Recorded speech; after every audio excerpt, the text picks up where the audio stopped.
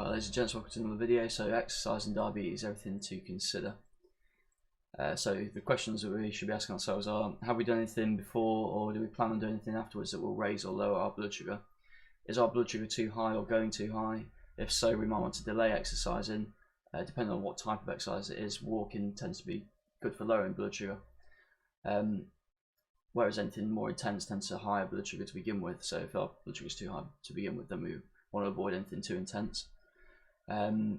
So we might want to delay exercising depending on what it is, and inject insulin or drink some water. Is our blood sugar too low or going too low?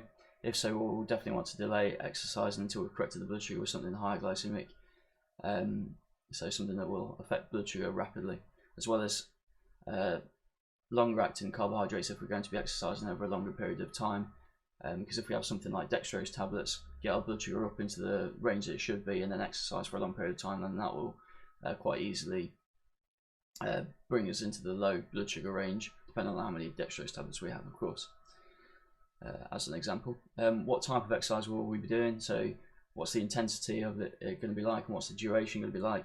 If it's intense, then blood sugars tend to rise to begin with, as I just said, within the first sort of 15 to 45 minutes, and then drop, especially if we're using our flash glucose monitor, such as a Freestyle Libre or a continuous glucose monitor.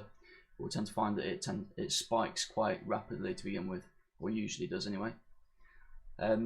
If mild, so a low intensity exercise like walking, then blood sugar tends to be dropping after sort of 15 to 30 minutes, depending on where our blood sugar is. If our blood sugar is really high, then it tends to take longer, because we tend to be less insulin sensitive the higher our blood sugar is.